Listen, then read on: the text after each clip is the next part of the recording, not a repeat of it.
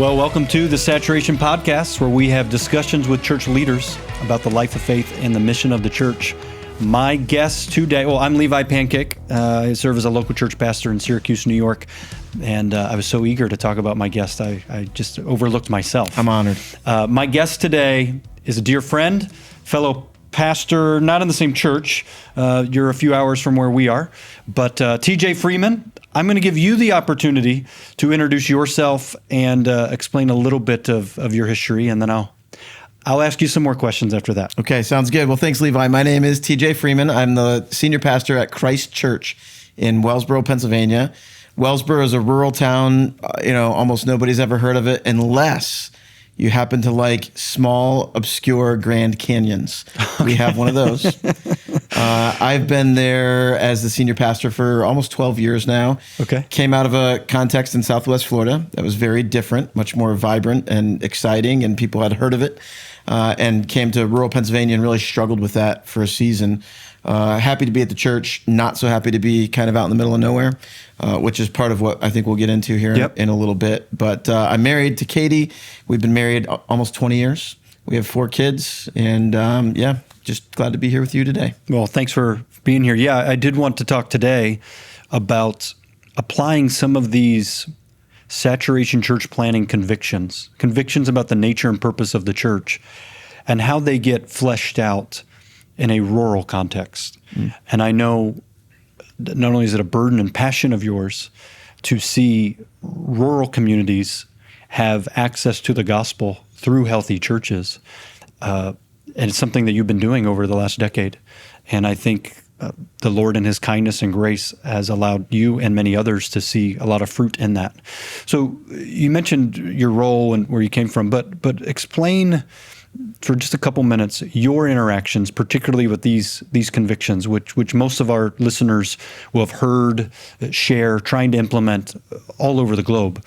So talk to us about that, and then we'll come back to how that gets fleshed out specifically and contextualized in a rural context. Sure. So I grew up in a real legalistic church in Pennsylvania, and had an experience where I realized that following Jesus and following the rules that man had created to say what following Jesus looks like were not actually what I was called to do. Mm-hmm. So let me just rephrase that and say, being in a really legalistic environment, I grew up thinking that following Jesus meant following this pattern of rules that really had more to do with what man said about the Bible than what Bible actually says to man.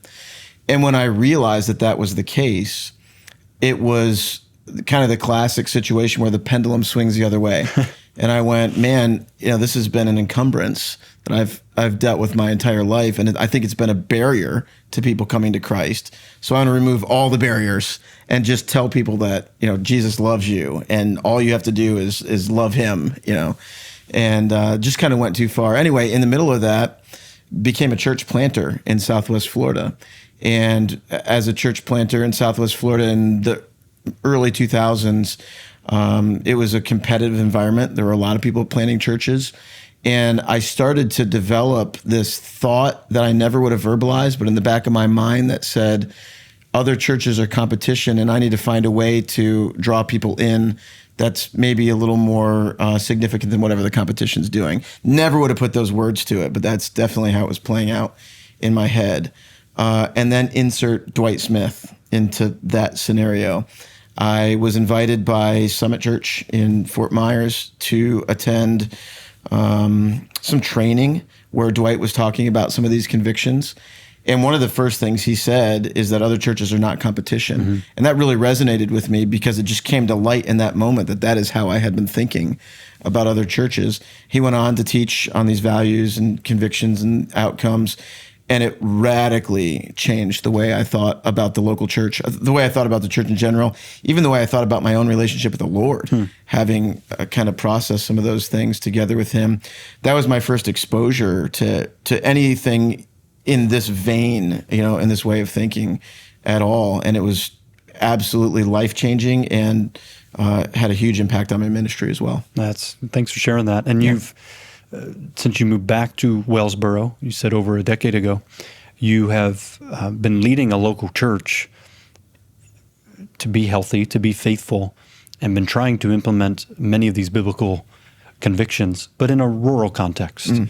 And so why don't you share a bit about the importance of a rural context, why we need healthy churches, healthy expressions, and the gospel needs to be made accessible there as well. So just share some of your passion and burden for that, and keep going. Yeah. So when I got back to Pennsylvania, I had kind of romanticized parts of my childhood, growing up running through the woods and these kinds of things, and had small children. I wanted them to experience some of that stuff.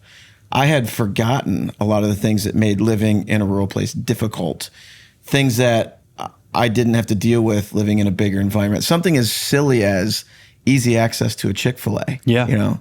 Didn't have that anymore. That's a big deal. There's just a lot of things that, that's silly, but there's a lot of things about living in the middle of nowhere that range from inconvenient to actually pretty significant challenges to overcome. And I just struggled for a long time. I felt a little bit like I'd gotten benched, being in an environment where denominations were sending money to church planters, and there's a church planter on every corner. Every high school's got a church meeting in it, to a place where the town is shrinking. You bring up church planting and people look at you like you're crazy. There's just not a framework for that kind of thinking. And I really struggled just on a personal level to be out in the middle of nowhere, having been in an environment that seemed, alive and vibrant as far as both population, as far as church growth were concerned. So I had a pity party for like 3 years. Okay. Started internally, just, personally struggling with being there, and kind of shared it with my wife. And eventually I became a little more open about it. And I was actually praying that the Lord would give me an opportunity to leave. And it was through that he did something better. He changed my heart on the matter and helped me to see some things that I just, in my sinful flesh, had overlooked. Primarily the fact that God created all things for his glory, which includes the middle of nowhere. In fact, he spoke about the middle of nowhere in Genesis, right from the beginning, when he told Adam and Eve, I want you to be fruitful, multiply, fill the earth, and subdue it. One of the things that SCP has helped me understand is what my role is as a representative of Christ. So I'm made in God's image. I'm given the responsibility to care for his stuff. I have dominion as a human being. And then being in the church, we're called to display God's glory in a way through his church that nothing else can do. So if God wants the earth filled with his glory, and he's given man the responsibility of bearing his image, caring for his stuff, and then gathering the local church, it's just logical. It just makes sense that he wants there to be healthy Christians in healthy churches in places where people are not yet prevalent. He wanted Adam and Eve to go to the uninhabited places and inhabit them for the sake of his glory. I think now he wants the church to continue to advance into the uninhabited places, make them inhabited for the sake of his glory. So just recognizing the fact that rural places have such, I'm going to use the word strategic significance according to God's economy. He created all this for his glory. There are places where there's not yet a representation of his glory through the church. We have to go into those kind of places. So from a kingdom standpoint, high strategic value. From a human standpoint, almost no strategic value, which is why Chick-fil-A won't go there and businesses are leaving there. So just starting to understand what is God's purpose for the middle of nowhere, and how would he want to use his people who he calls to places like that to show his glory there. Yeah, it's really good. I mean, so our church, we're in Syracuse. Syracuse would be more of a forgotten city. So we have a congregation that is more rural, and we have 2 congregations in the city. And we've planted in some of the suburbs and all of that, but can't necessarily relate to all of the rural stuff in my everyday life. My family roots are more rural, but where I live now is in the city. But thinking about these forgotten places, these forgotten cities, these overlooked places, that God cares about them too. And people live there. They need to hear the gospel. They need faithful access to the gospel. And therefore, as God gives us means and opportunities, we should help make sure that happens to the degree that we can. And if we can just amplify that a little bit, I agree with what you're saying. And I think we need to think that way. If there are people there, we need to think about going there. Those people need to hear about Christ. It's Christ's people who take the gospel to the lost. But I wonder if there's something even stronger than just compassion that we should be thinking about. So compassion's great. And, that needs to be one of the primary convictions that we have is compassion for the lost. But there's something bigger and more powerful, and that is the fact that God created this thing for his glory. That's right. So his glory needs to be what leads the charge. Compassion is like an aspect or a facet. I think of what Piper says, the famous line in his book, "Let the Nations Be God," but missions exist because worship doesn't. Yeah, that's right. And so if there are people there, if there's his creation there, then we need to go there. Keep going. So I was on a canoeing trip. This is one of the beauties of living in a rural place. You can take a canoeing trip. You can take a canoeing trip on a Tuesday. And so we were going down the Pine Creek Gorge in the Pennsylvania Grand Canyon, and I was with a pastor from Philadelphia, and we had spent some time praying. We sang the doxology out there. It was glorious. And we're just looking at this hillside across from us, not a soul out there. But the fact that we were present there served God's purpose in so many ways. One, we're looking at what he's made and we're in awe of it, which is what he made it for, so that we'd be in awe of him. Two, he's got representatives there, people made in his image who are exercising his dominion in a place that 10 minutes earlier, not a soul had been. So here, God's image and his dominion are seen in a way that they weren't seen before we showed up in this place. Then we're praising him, we're singing the doxology, and the angels and demons may be the only audience to that thing, aside from God himself, but they're learning something about God through the fact that he sent his people out there on a canoe trip like this to the middle of nowhere. So that's what I'm saying, like, his glory is a bigger aim, and just recognizing that he's got us out there doing something like that for the sake of his glory, that's worth being there for. Yeah. When there is an impulse, at least right now in our country, where people want to get away from everyone else, and so just they have their plot of land, basically live in isolation, or live with their favorite 3 or 4 people, or the 3 or 4 people they have obligations to, and then they want to go weeks and months without seeing another soul. And that's not exactly what you're saying either, because that's more self-focused. Yeah, not at all. Maybe you can elaborate a little on that. I just want to give value to the fact that being in a place that the world would look at as obscure and unimportant, God showing his glory through that place in multiple ways matters. And you as a Christian being out there in the middle of nowhere has objective value. Yeah, amen. And then going out and living out these values. I mean, it's not just about being there and saying, isn't this amazing? That's a cool hillside, and singing Sound of Music songs. It's about going out and then telling the world, about what God has done for lost people like us. I mean, that's the ultimate aim. But there is objective value in just being present in a place like that and worshiping the Lord. That's right. So you lead a church, or part of a team that leads this church in this rural context. So I want to pull 2 threads with that. One, what is sames? What is similar, convictionally, principally, whether you're rural, urban, suburban, different country, like whatever. Some things never change. The mission of God's the mission of God. His people are his people. But then the other thread I want to pull on, and I can bring us back to focus if we need to.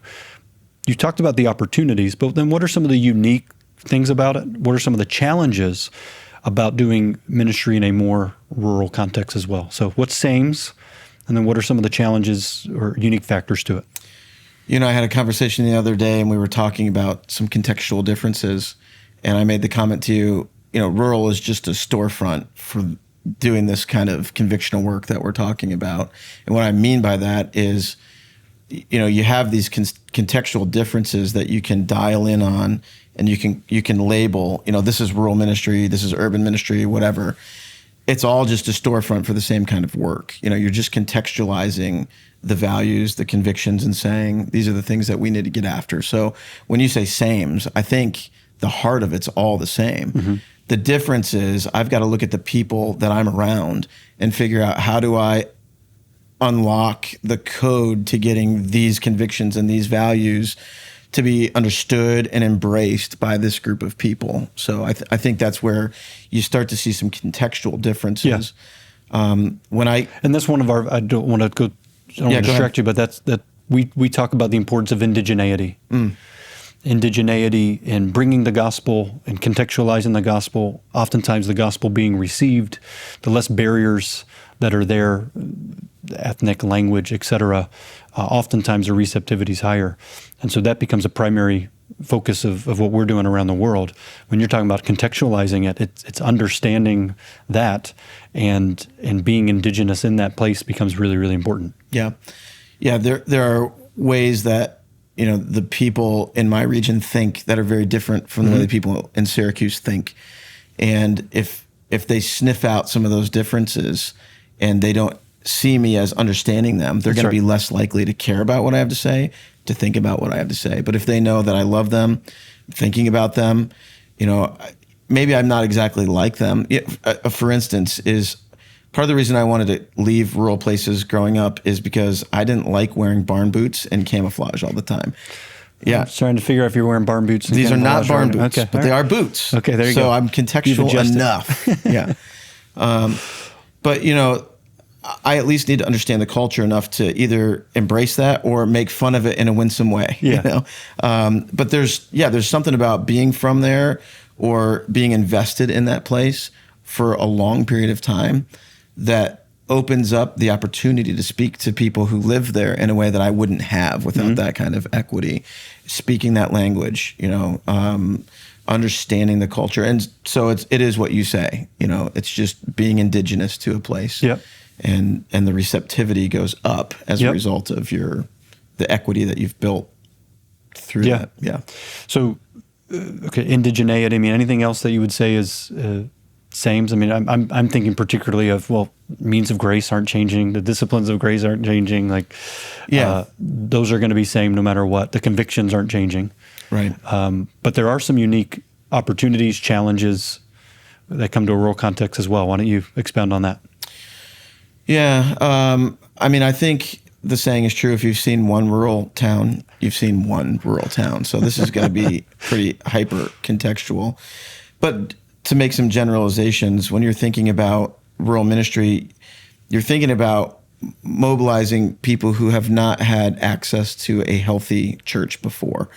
So 97% of America, of North America, or just the United States, is rural by land mass, 97%. That's a huge land mass. Less than 20% of the people live there. So you think about, like BB's in a bowling alley. It's a tiny little thing trying to fill something huge. So less than 20% of the people spread out over 97% of the map. That's a really hard group of people to reach. And what happens in these little communities is, to try to reach those people, some things that might have not been the healthiest as far as church approach goes have existed in these communities for a long time. For example, circuit riding was really big in our region. So you have a shepherd who goes in for a short amount of time, and I'm thankful for these guys. They did really good work. But to have a shepherd go into a community and then go on to the next community and on to the next community, there can be the potential for a gap in care that then leads to a diminishing of the value of that local church. It just can't function well without the kind of shepherds that the Lord would have to be there all the time. You have things like that. You have situations where maybe a family has been dominant in a church, or two families have been dominant in a church. We have a lot of century farms. Are you familiar with century farms? I'm not. If you drive through a lot of rural places, you'll see these signs that say Century Farm. I don't know if it's a Pennsylvania thing or if it's everywhere. So the farm has been there in operation for 100 years or more. So you think about the longevity that a family would have to have in a community to keep a farm going for 100 years. And you might have 10 or 15 of those in a town. Those are the people who have filled the pews in that church for a long time. They've got some clout in the community. They've got some clout in the church. And so there's been the dominance of a generational dominance of a family for a long time. in a church. And as a pastor going into a community like that, you upset the powers that be. And that can be a challenge. Some isolated or insulated kind of thinking, some backwards thinking, like I spoke about my growing up in a legalistic background. We just didn't know any better because that was prevalent in our region, and we didn't have a lot of outside influence. So to follow Jesus meant to follow these rules, and that was just understood. So some insulated, isolated thinking. There's just these types of challenges that I think particularly a rural pastor going into a community like that needs to be aware of and think about. And I think those probably are good generalities. So, we talk a lot about people having access to the gospel. You mentioned a smaller population mass spread over a larger land mass. And so having some expression of the church where it is accessible, at least in an American context, people might be willing to drive further, but it's still preferable if there's a healthy expression closer to them where they can be mobilized in their spheres of influence, in their community, et cetera.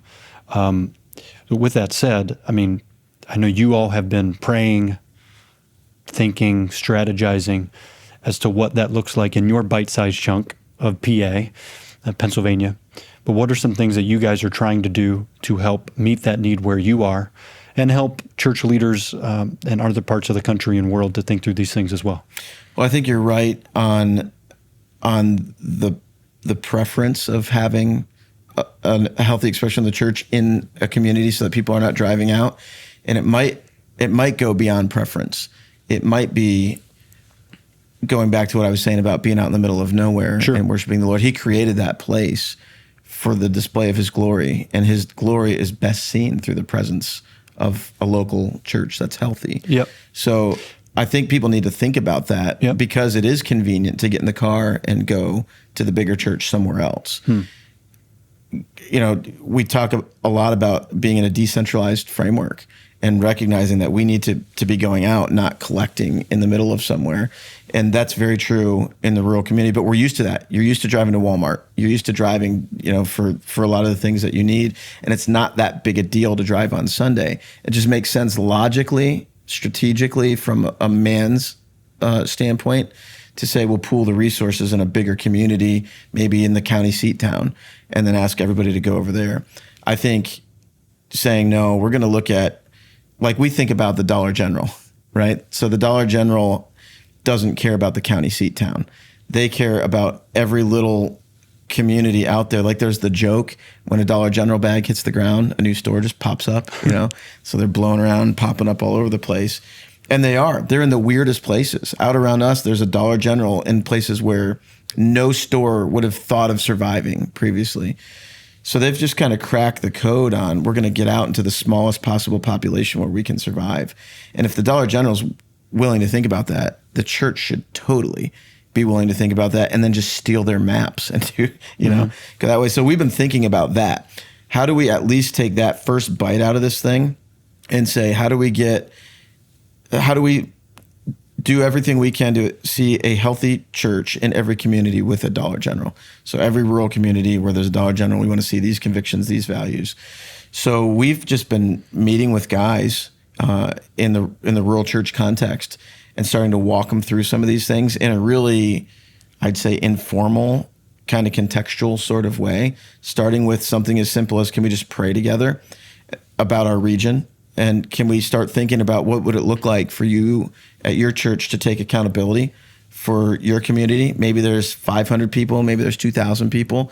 What would it look like for your church to make sure that every man, woman, and child has repeated opportunities to see, hear, and respond to the gospel within your context? And then I'll be doing that over here, and there's some overlap, and how do we work together?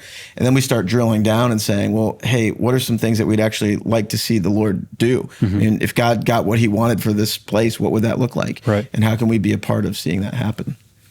So what would you say to the church leader who is in a rural context, who might feel some of the discouragement, temptations, and overwhelmed with some of the difficulties? How would you encourage a church leader in a situation like that? There's a little book called Renovation.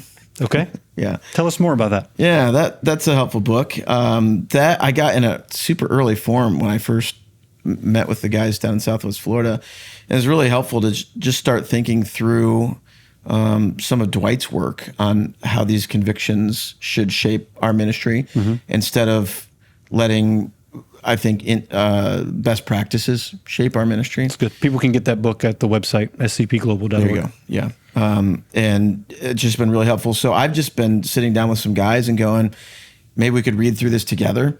There's some videos that have been helpful. Are those on the website as well? Yeah, some videos on the website that I've just gotten small groups of guys together and just said, let's just watch these videos together and pray. That's been really encouraging. So if guys wanted to find the book or the videos, they could visit the website. But if you want to just go easy baseline, just start praying that the Lord will help you to grow in biblical convictions for the local church, even in the middle of nowhere, and that he would put it on the hearts of other Christians, because what God wants to do, he wants to do through all of his people, all of Christ's people. Pray that the Lord will motivate Christians who are there. I think the Lord wants to do that. And these people probably need some language and some thinking about that. So maybe he'd use you and some Christians that the Holy Spirit is stirring up to come together to make his glory shown in that community. And you might be the only ones doing it. And that's okay. That's I think one of the biggest challenges and discouragements to guys is being really lonely. I struggled with that during those first 3 years a lot. But you're actually not alone. And pray that the Lord will put you in relationship with some other guys who can think about these things. And you might just need to take a 20-year view and say, what would it look like for me to just patiently work at this for the next 20 years, not trying to rush in the next 1, 3, 5, because you're not going to see tons of fruit in that time. We encourage leaders to think that way all the time, not that they're morally obligated to stay for 20 or 30 years, but the type of work, wherever it is, maybe that's even more apparent or needed in a rural context, but we say a decadal work, the cumulative effect over time, though we can't guarantee that we're going to see the conversion rate to the degree that we want. We can't guarantee that the church will grow, but it is a long road, long-term view of these biblical convictions taking root in a church and in a particular place. And your part in it might be short. That's true. Yeah. But God's work there is not short. That's a good so word. You need to have a measured approach to even what your role looks like. That's really good. In the midst of that. What about us city slickers, those people who are not in a rural context, don't intend to move to a rural context, but how could they get behind not only what you're doing, but other rural pastors? What word of encouragement would you have for us? I think number one is just be praying. Don't forget about rural places. You may have used the word just a little bit ago that some of these places are forgotten places, and I think that's true. So we shouldn't forget to pray for places like that, and then consider how you, in your context, can be a resource to somebody in the middle of nowhere.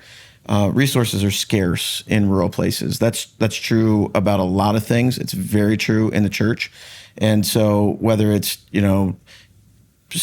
maybe you send Reno out to a rural pastor or something like that. Give them an opportunity to get exposed to some of that stuff. But maybe even consider what would it look like for you to go, to be willing to take some of the things that you've learned, having been in a context where there's a lot more resources available. You've received some training that you wouldn't have gotten had you not spent some time in the city, and then take that to the places where people have not been exposed to that stuff. That was my exact experience. I grew up in the middle of nowhere. I left because I wanted to be in a bigger place. The Lord used that bigger place in a way that I learned things I never would have learned if I would have stayed home. And then he brought me back, which at first I struggled and fought against. But then I realized, he's brought me back with a whole bunch of resources I wouldn't have gotten any other way. And I should just invest in the place I'm at. Jordan talks about planting a flag in a place. I just need to plant the flag here and be invested in this region and love this region like that. So yeah, if you're a city guy, consider taking some of what the Lord's taught you and invest some time in a rural place. It's a good word. Finally, you have a few resources out there that's trying to equip rural pastors in particular. I know you got a couple podcasts. Just want to give you an opportunity to explain that, how people can find that, and ways that you continue to try to just help other brothers and sisters. Well, thanks. In that. Yeah. We started an institute for rural pastors, which sounds really academic. It's not as institutional as the name might imply, but we want to just train guys. We have 4 kind of pillars that we stand on. You can see those. It's called the Brainerd Institute for Rural Ministry. So if you go to brainerdinstitute.com, you can find all of that in there. And essentially, we just want to train rural pastors and then come along existing rural pastors and strengthen them so they can stay in the game for a long time. And then we have a podcast there called Rural Pastors Talk. Secondly, this is a newer effort. We realized, if it's true, that 97% of the land mass is being filled by only 20% or less of the people. There are a lot of places out there where there's really no healthy expression of the church, and we're sure that there are at least some Christians there. So we want to just come alongside and encourage Christians who don't have easy access to healthy churches. So we've got a podcast called Back to Rurality, and that is just meant to be a resource specifically for rural Christians with no easy access to a healthy church. The first 21 episodes are just a walkthrough, kind of like the basics of Christianity, because if you don't have access to a healthy rural church, you're probably struggling to be a healthy Christian. God means for us to be in a healthy church. So just going back to the basics of our faith and walking through what that looks like. The goal, though, long-term of the podcast is to encourage those Christians in these places to start praying that maybe the Lord would help them establish a congregation there in their community as they continue to learn and grow and develop as Christians themselves. So Great, that's man. backtorurality.com. Okay. Well, your passion for these things, the Lord, seeing rural contexts have healthy expressions, it's encouraging, it's contagious. Grateful for your work, brother. Thank you for your time. Thanks for having me. Thank you for listening to the Saturation Podcast, where we have discussions with church leaders about the life of faith and mission of the church. This podcast is produced by Saturation Church Planning. Saturation Church Planning exists to glorify God through partnering with church leaders in nations, regions, cities throughout the world towards the full evangelization of those places through the mobilization of the church. For more information, please visit scpglobal.org.